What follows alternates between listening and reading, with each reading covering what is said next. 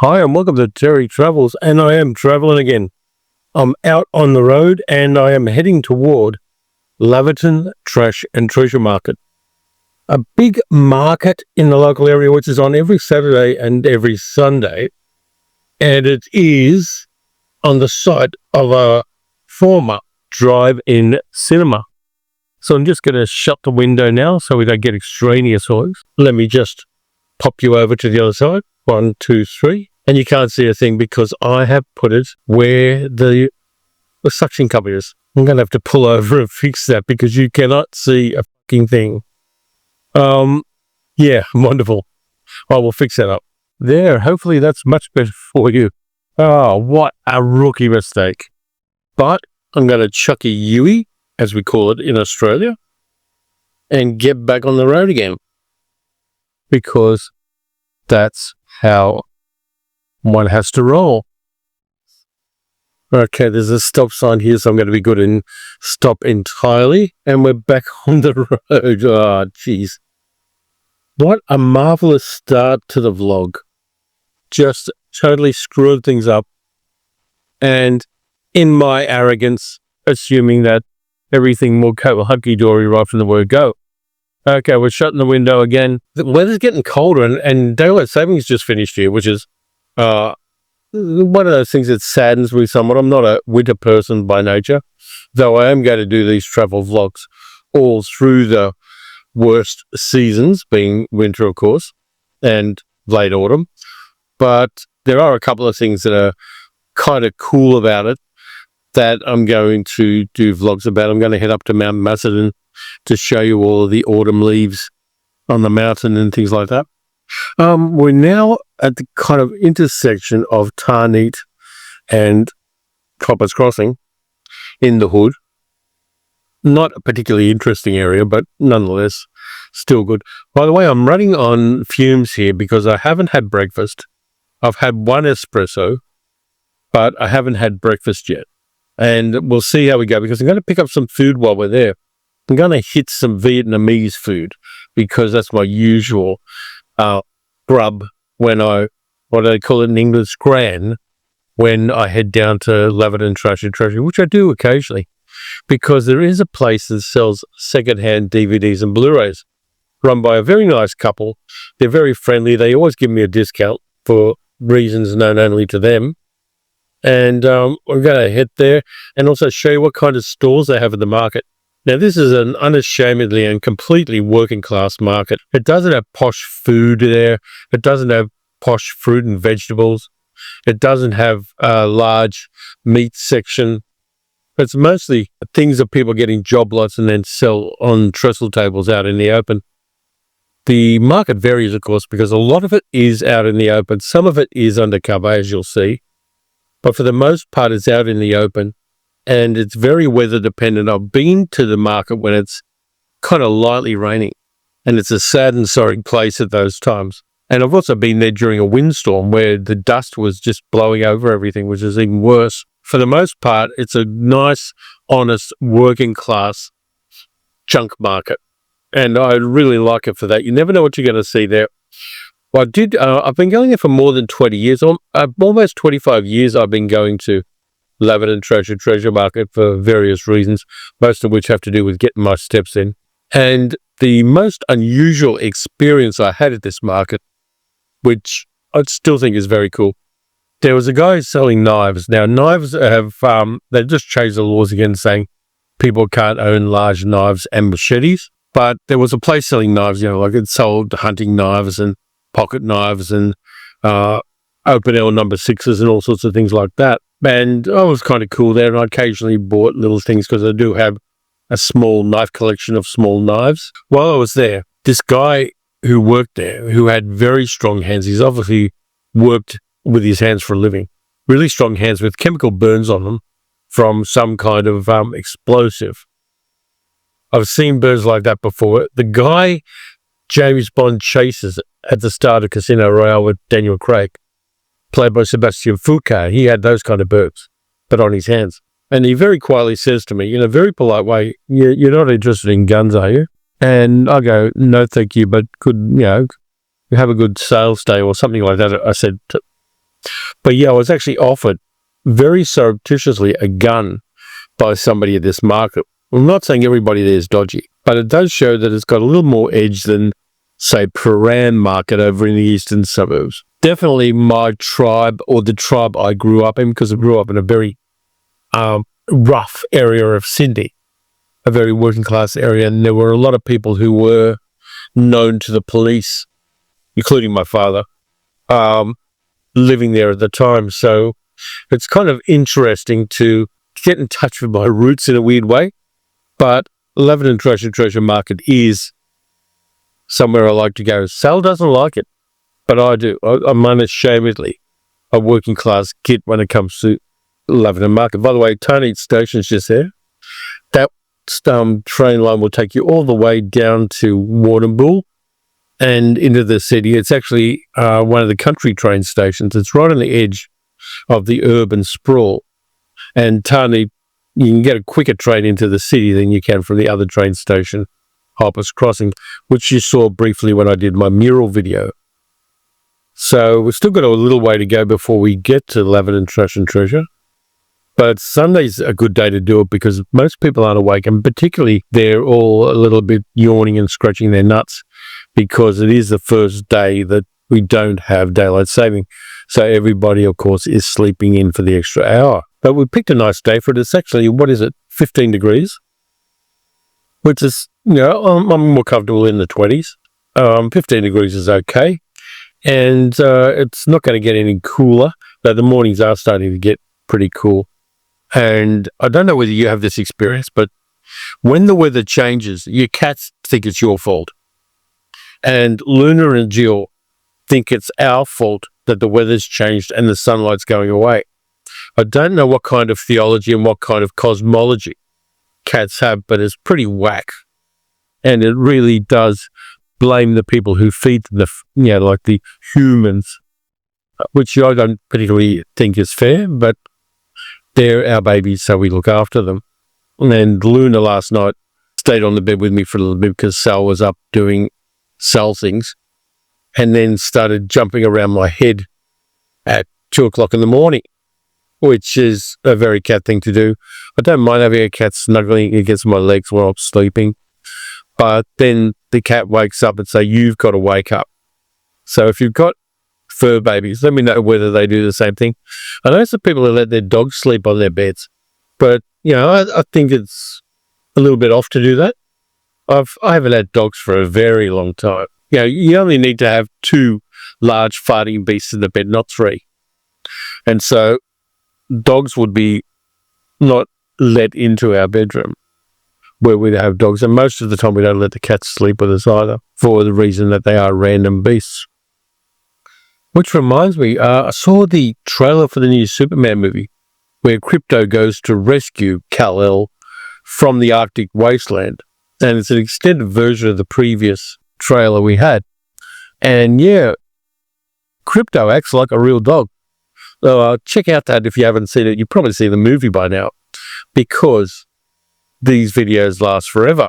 And I like the fact that Krypto actually acts like a real dog in the movie and not just like a useful plot device. All credit to James Gunn for that. I'm looking forward to the Superman movie. There's a few movies I'm looking forward to. Mostly superhero ones. I'm looking forward to the Superman one. I'm also looking forward to Fantastic Four First Steps, which looks like it's going to be very different for a Marvel superhero narrative, which is nice. It's good that they're willing to stretch out a little bit and tailor the format and tailor the milieu of a superhero movie to the characters rather than trying to squeeze them into third decade of the 21st century. There are a few other movies that I'm looking forward to, but most of them are physical media things because that's where I get freebies apart from anything else. And the Waking Fright 4K is coming out in not too long. And I'm looking forward to that. But I shouldn't talk about this stuff because that's for the other channel. But my wanderlust and traveling around and finding weird and wonderful things is in some ways blended with my movie buff, checking things out and talking about movies thing. But we'll keep the two separate. Yeah, it looks like they've got a new factory going up here because we're up in the industrial area. On the right here, we've got suburbia, and all credit to suburbia, people have got to live somewhere. And to the left, we have the industrial area that stretches all the way up to Ravenhall, and the land is fairly cheap here, so they build enormous warehouses and places like that around here, which means that the people who live in suburbia have somewhere to work. Were I a rich YouTuber, I would probably get a studio somewhere in those industrial areas, because there are some small factory sites and studio sites that you could rent or buy for less than the price of a house. So if I ever get rich with this stuff, which is not incredibly likely, to be fair to myself, then I would buy a studio, which I would sleep in when I was in trouble. But just up here as well, on the left, there is a row of kind of strip mall shops which cater to the Indian diaspora and the Pakistani diaspora and the South Asian diaspora in general. And they're pretty cool. They've got a lot of things. There's one place that buys Amazon. They buy pallets of return goods from Amazon and sell them there. They got lots of spice shops and Indian supermarkets, which I always like. I like a good masala chai, so I don't mind shopping in this strip mall up here. It's over on the left there, just past that service station. Really, it's big. It's a fairly big thing. It's as large as a reasonable sized shopping centre, but it does cater to the large number of South Asian people who live in this area of Tarneet and Truganina. And I like having that blend of cultural influences in the area as well. I'm not really comfortable in places that are Anglo-Saxon boring. I did live in the eastern suburbs for a while, and the eastern suburbs tend to be very pale. And I was never comfortable. This was back in the early 1990s. I lived there with my then partner in a place called Baldwin, which is upper middle class at best, and I'm never that. And I didn't like it. At the time, we had video stores, and the video stores had only art house movies, none of the grungy VHS era movies that I loved. The people there were alien to me. Their political beliefs and their social beliefs were something with which I didn't tend to agree. And I was very unhappy there. And somebody just cuts across. So we're not too far away now. We're only a couple of kilometres from Laverton Treasure Market. I'm going to keep the camera going while I park in their very rough and ready car park. Lots of more factories down here. Let's see. Yeah, beautiful day for it. It's about right. Temperature's a little bit low, which means when I'm sitting having my brunch, it's going to be a little bit cold, but I'll weather that for the video. And when we first moved here, there was none of these factories here. It was all just paddocks and livestock and canola fields. But it's changed a lot. Even this overhead bridge, which is a walking path and cycleway that goes almost all the way to the Yarra River closer to Melbourne. None of this stuff was here. Over on the left here, there was a place that slaughtered animals for dog food. That's the only thing that was here at the time. And now it's built up a lot. But yep, we're almost here, and it does creep up on me a little bit. And there's roadworks there. Wonderful. But yeah, lots and lots and lots of factories and things. I started out working in factories when I was 15 and started working full time. The first job I had for a few months, might have been a month or so, was stacking supermarket shelves locally. And it was within walking distance of where I lived. There were two of us doing it. And the other guy got the job long term. This is a guy who was so stupid. He swallowed mercury in the school science lab on a dare and had to go to hospital and have his stomach pumped. That's the guy that won the job, which I was quite racked about at the time. I was earning, you're going to get this, 40-hour working week, 15 years old. I was earning $29 a week. And every time I go out and buy breakfast, it cost me around $29 with coffees and other things. I always remember that I used to earn that in a week. So here we are. It looks like it's a bit rammed at the moment. I'm going to come in here. And yes, there are a lot of potholes. When it's a little bit wet, it's basically like driving through swamp. But that's how it goes. And I'm just going to park at the end here because it's easier to get out. And then I'm going to stop the camera, put it back on when we get a little closer, and we can take a look at the market. Okay, we're in the market, and it's just over there. And the other thing that people don't really know about this market is there's a nice little pond just here at the back of the market. I don't know whether it's natural or it's been made artificially, but it does seem to be okay, apart from a couple of plastic bags in it. And there are ducks on the pond. It's quite interesting. So let's go this way underneath the tree and head into the back of the market. What I think I want to do is get some food first. I'll go in there in a little bit, but I'll go around and get some grub because I'm a little hungry, and I also need to break a 50, which is more likely to happen if I go around to the food areas. Lots of people trying to park here, but it's not particularly an easy place to park. That looks like an old railway trestle bridge. It may not be, but it might be from back in the day. Can we get through here? Yes, indeed we can.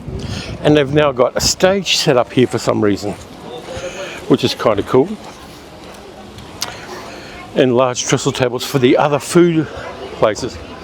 Oh, they got Pinoy street food. Do I need to go there? Lots of Filipino stuff. Let's see what we got.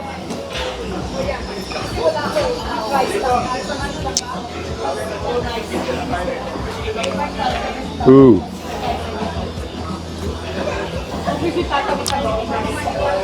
I'm not sure they're all ready yet. Oh, barbecue pig's ears. And potato corner. This has expanded a lot since I was here last. And they're just getting set up there.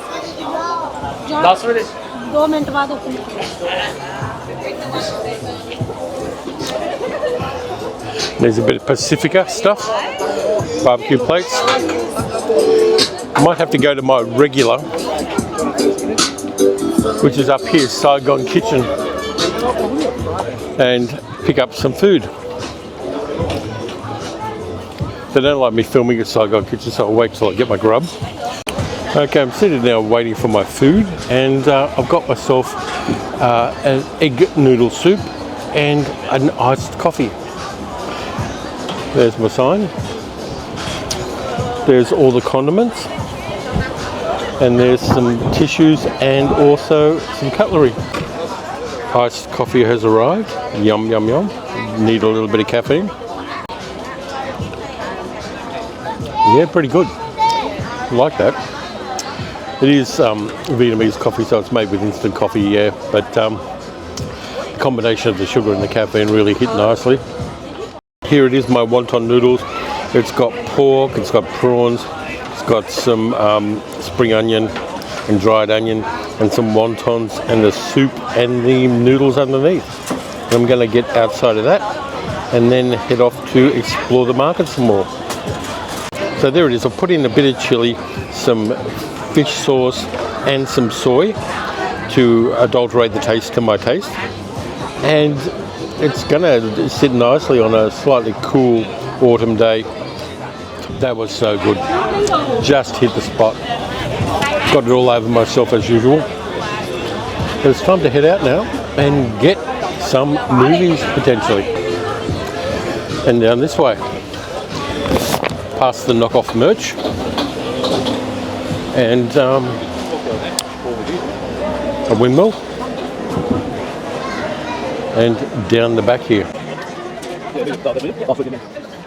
past the avenue of rugs, which aren't that expensive, and textiles. Definitely this place. And hopefully the music in the background is not going to mess things around.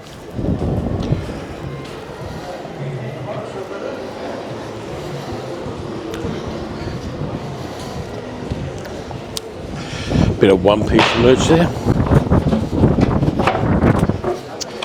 We go past the toys and the incense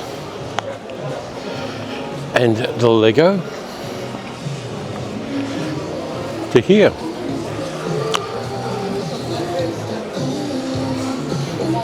How you doing? Good, how are you today? Pretty good. Yeah? Yeah, just looking for some stuff. Check this out. 15 for $10. These DVDs. So we'll have a look around and see what I pick up. Did pretty well there. Spent $5. Hello. Spent $5 and got 7 movies, so not bad. I'll show you what they are when I get back to the car. But here we are, still trawling through the market. Want some hair? And the undercover areas have some wildly random stuff. They used to have a fortune teller in here as well. So I'll pop outside now and just find the rest of the market. Here we go. Hey, there's a barbecue festival going to be on here. When is that? It's on right now. That must be what the stalls down there were. Pretty cool. But I'm heading to the men's room, so I'm going to stop filming. So that was a bit random. There was a guy in the urinal taking a business phone call to a woman while he was having a whiz. So go figure. Okay, the market's pretty busy today. Yeah. What's it called? Here's all the food areas.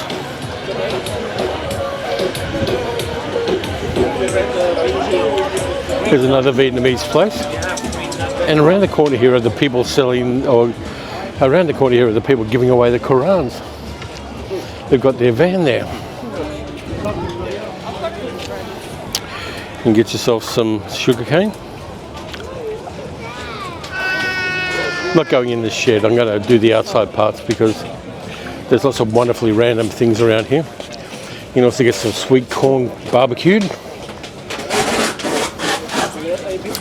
Takeaway, some churros up here. A Thai place. Lots of great food around here, I love it. I'm actually going to cut around here.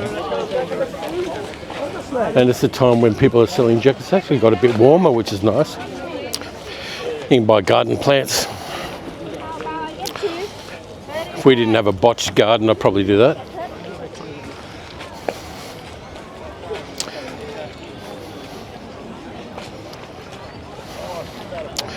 More toys.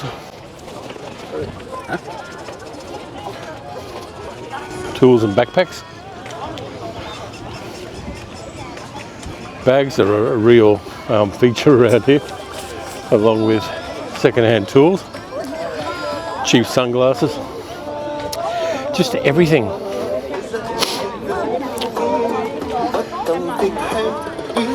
Don't like this style of baseball cap. They're not for me, but a lot of people like them.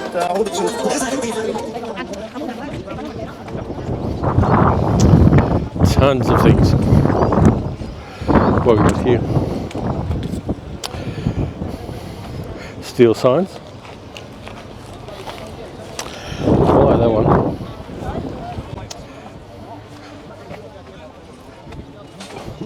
Lots of sweatpants and sweatshirts, which is the kind of clothing I wear most of the time. Some electronics. You also buy Kranskis on a roll, which is always nice. If I didn't have my soup, I'd go a Kransky on a roll.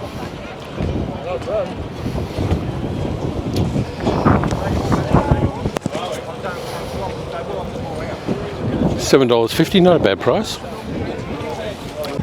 I think we're coming up on the fish soon, but just tons of stuff here at a discount price. If you want garden tools, you can get those.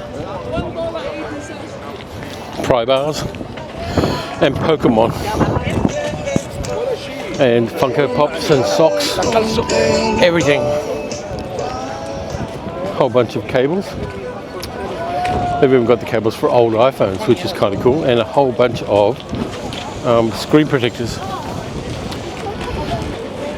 Twisted potatoes, which I don't mind eating.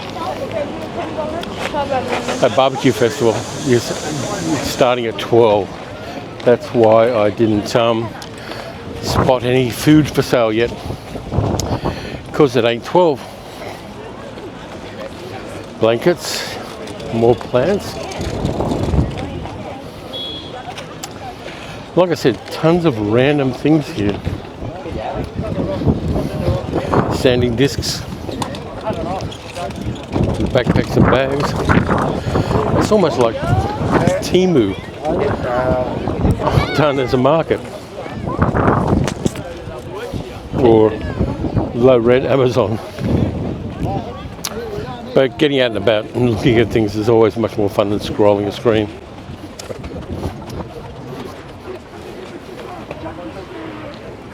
Cool. I come here again and think that I'm going to buy a lot more than I actually buy, because I've got most of what I want. Lots of kitchenware. Do I need that? No. There's only two of us. Yes, 44 centimeter non-stick.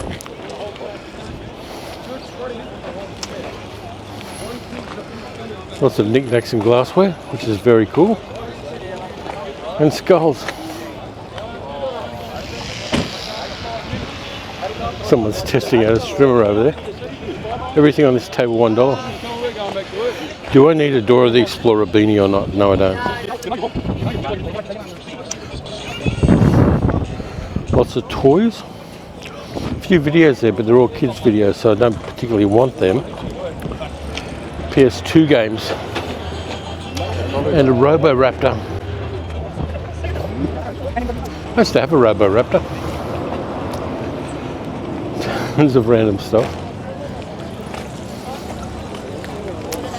And good on the people selling this stuff too. Haven't got a problem with that at all, even though some of it is knockoff merch. It's the way it goes. You do what you can do. And because they have the barbecue festival on, they've got bungee trampoline, lucky duck game, and fishing out the ducks, the fish and the ducks. Very cool. And there's a Looney Tunes something here. I think it's a basketball game.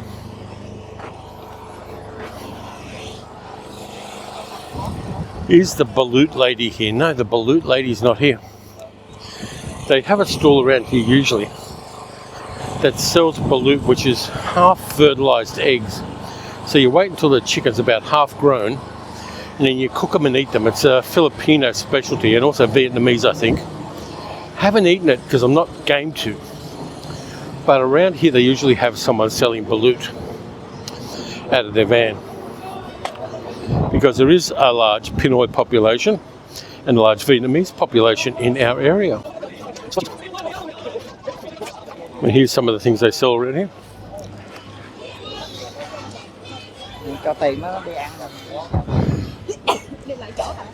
Even though vapes are slightly illegal at the moment. Lots of blankies and things. And I think I'll head out because I've done pretty much everything I wanted to do here at the market. And here's, yeah, it's a Filipino barbecue festival that they've got down the other end there that I showed you at the start of the video. Good. Cool. 12 noon to 6 p.m. So it's well into the evening. Live music, dance performances and more. Finding a car can be a non-trivial task in a car park this large. Have a look at all this. My sense of direction is usually pretty good, so I should be able to find it. But yeah, there are hundreds of cars in here, all parked semi-randomly around the place. And I think I've just found our car. Okay, so we're back in the car now. Didn't spend a lot of money, which is good. And I got 7 movies, some of which are better than others, some of which are a bit random. And I'm quite happy with it. They gave it to me for $5. I found out that they've actually got another store at St Albans Market, and I got a card for that, so I might wander over there one day, because that's where all their Blu-rays are, apart from one. I do collect Disney animated movies, and so you've got to remember, all of this stuff cost me $5. 5 Australian dollars. They're wonderfully cheap. Injustice, DC animated movie, which I am looking forward to watching. I don't know if I've watched this one. It's based on the alternate universe comic book series, and also a game has been made of it. So I got that, which is on par with my collection. I took a chance on an anime called Amon Saga. Don't know anything about it. It's old school anime. It's probably from maybe 10 or 20 years ago. Don't know anything about it, but I'll give it a chance. And it looks a little bit cool, so I will get that. Now, I got this one for the second movie on the disc. It's got 2 movies on the disc. It's a cheap budget release. The movie I got it for is Dead Girl with Val Kilmer. Now, this is arguably the worst Val Kilmer movie, I'm told. It's got a lot of necrophilia in it. It also stars Anne Parriot, and it's not Val Kilmer doing the necrophilia, but there's also Dreamy Little Dream 2, which I'm probably not going to watch. But I've heard things about Dead Girl and how random and weird it is, and so I'm going to watch that. This one came out from Payless at least 20 years ago, but it was really weird because I just found out about this movie when I found out that Val Kilmer had died. And I thought, that sounds interesting, and then I find it at the Trash and Treasure Market. This one's a bit of a score. Martin Scorsese's The Last Waltz. His documentary about the band, which is a fantastic documentary of rock music. And I saw this at the cinema, and even though I wasn't particularly a fan of the band, it was magnificent, and it's a fantastically good documentary about the band. And finding a copy of this is kind of rare. I know it's had a Blu-ray or a 4K release, but I got this for less than $1. So I'm not unhappy with that. Got a Taiwanese version of Gigi, a really troubled musical with Leslie Caron and Louis Jourdain and Marie Chevalier in it. This one is dodgy as hell because it's basically about a young girl who is being groomed to be a courtesan, to be a sex worker essentially, and falls in love with the guy, blah, blah, blah. But it's kind of weird. And I didn't have a copy of it, and I didn't want to spend a lot of money if I did find a copy of it, though I did want a copy of it. And so I got that. Next, I got a Indiana Jones ripoff. Jack Hunter and the Lost Treasure of Ugaria, or something like that. There it is there. Indiana Jones ripoff. They might be fun to do a video about, so I'm going to enjoy that. Now, this next one got an enormous Blu-ray 4K release recently from, I believe, Imprint. Could be wrong, I'll put it up here if it is Umbrella. But I found a DVD of it, and it's in the right aspect ratio. Never Ending Story. The box set of this is enormous, and it's in the shape of a giant book, and it's got bells and whistles and 55 different versions of the movie. I wouldn't mind rewatching it, but I'm not willing to pay out a couple of $100 for a premium edition. So I got that for less than $1. Bargain. I know people who paid out a lot of money for the new Blu-ray and 4K copy of Never Ending Story, because people who are younger than me, it's very much in that comfort zone of childhood favourites, and so they really went for that. But now it's time to go home, and I'll do a bit of an outro as I am driving home. So there's the suction cup in the wrong place. I'm going to have to adjust this thing now. Let's see what I can do there. There, that's much better. Get up there. So I'll just do the outro as I'm driving out of Laverton Trash and Treasure Market. One of my fun places in the local hood that I go to when I need to get some steps in. Here we go, you can see what kind of cars Australians have. And then it tilted, didn't it? Give me a moment to tilt that back. Okay, let's see what I can do here. One of those things was loose. Ah, dear. Having such trouble with this today. But it all goes into the story. Let's try this again. You're not sure whether you're going to hit another car or run over a child when you're driving around here. Neither of which option is particularly legal in Australia, by the way. And for some reason the camera's tilted, which I'll let this guy go past.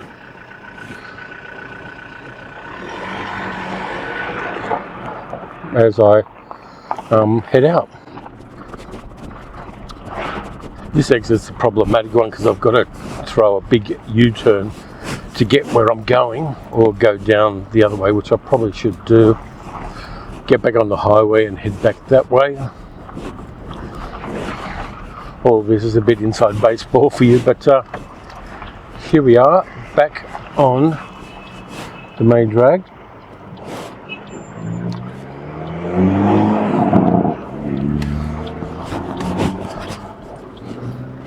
Looks like they are widening the road here, which is good. Let's tilt that bugger back. Yeah, so that's why it's so busy, the Filipino Barbecue Festival. Which I kind of like the fact that there is there. And if had I known about it, I might have come back later in the day. But I didn't. I'll tell you what, I'm not going to go back on the highway because the highway bores the shit out of me. I'm going to go down past the pub here and show you the giant golf ball. And there is a giant golf ball. By the way, if you see election signs around, we are having an election campaign at the moment, a federal election campaign here in Australia. And yeah, we all have the good guys win. And the good guys aren't the guy who kicked a football at a cameraman's head the other day, and also expressed some admiration for Donald Trump. Yeah, so there's lots of stuff going on there. And I'll just pull back a little bit. Yeah, so election campaigns are kind of interesting. We've got a corflue up for one of our local candidates in our front yard, which I don't mind doing because she is a good local member of parliament. Yeah, the election's in early May, but all through April we're going to be inundated with ads. There's a really weird conservative political party that's just sprung up, run by a billionaire called Clive Palmer. And they're trying to leech into the people who like Trump. And so they called their political party, which they had to find a new name for because Clive Palmer's old party got so few votes it got deregistered as a political party. They decided to call it Trumpet of Patriots. And Trumpet of Patriots is one of those political parties that's just basically a hobby for a billionaire. He never gets anyone in. He got one senator in. He spent $65 million at the last election and got one guy voted into the upper house of the parliament who is a nut job. And so Clive Palmer's had another go at it with Trumpet of Patriots. He's inundating everyone with ads promising all sorts of things. Universal free education. People can spend their superannuation on house deposits. All sorts of policies, and aren't likely to happen because he's probably going to get about 1 or 2% of the vote. But every federal election, Clive Palmer digs into his piggy bank and spends, for us, just say we were Clive Palmer, he's spending like 50 or 60 bucks worth of his money on a relative basis because he's a billionaire to run this political party called Trumpet of Patriots. It's the only political party in the world that's named after a brass musical instrument. And it's a bit of a joke, but it kind of muddies the water of politics a little bit. We've got compulsory voting here. It's seen as a civic duty to vote in elections. And there go some of the DVDs. And that means that random parties like Trumpet of Patriots mean that we don't often get a very easy result in federal elections. They're just there to be assholes and to be spoilers for the political process. He's never going to get his people in. He just wants to put his ideas out there and to catch the lunatic fringe. Probably do better in Queensland than anywhere else, because Queensland's very much Australia's Florida, and there are a lot of people who move from the southern states to Queensland when they get older because it's warmer and they don't get as many chills in their bones. I can understand the attraction to a certain extent, but I've been to Queensland and there are tiny bits of it I like, but for the most part it's kind of icky in some ways. I've been to Surfers Paradise where they've got park benches that are shaped like surfboards.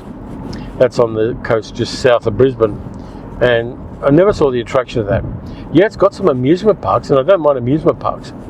They've got a whole bunch of amusement parks up that part of the world, and I've also been up to Mackay in North Queensland, and that's kind of interesting in a country town kind of way. And I've been out on the Barrier Reef, and well, there's another story there that I'll tell you at one stage.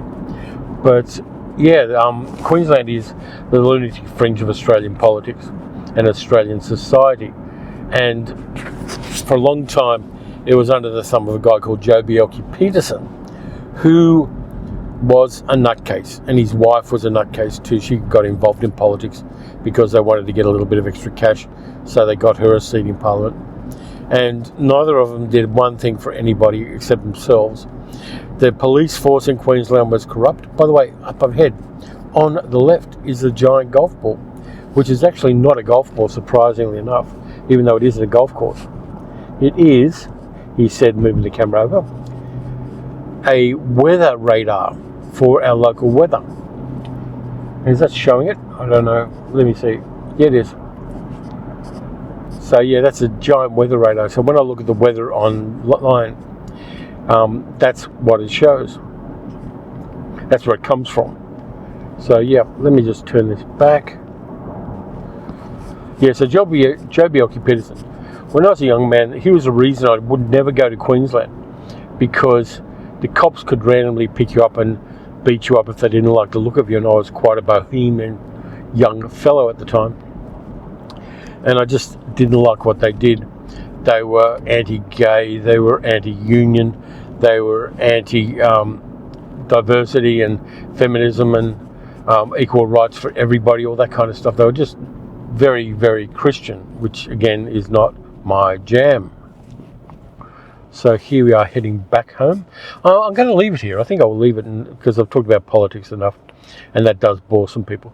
So thank you very much for watching. If you enjoyed this video, please like, subscribe, and leave a comment or two. You can also support the channel by donating through Patreon at patreon.com/TerryTalksMovies. And if you do that, you do have the option of an annual patronage where you pay one off and you get a bit of a discount on the rates instead of paying each month. And some people prefer that option, so it's definitely there. It's a new thing the Patreon's put in. So next up, I'm not sure what I'm doing next, but I'm going to do something random. May even venture out of my local area and do something towards showing you what things are like at autumn. So until all of that happens, travel safely, and I'll catch you next time.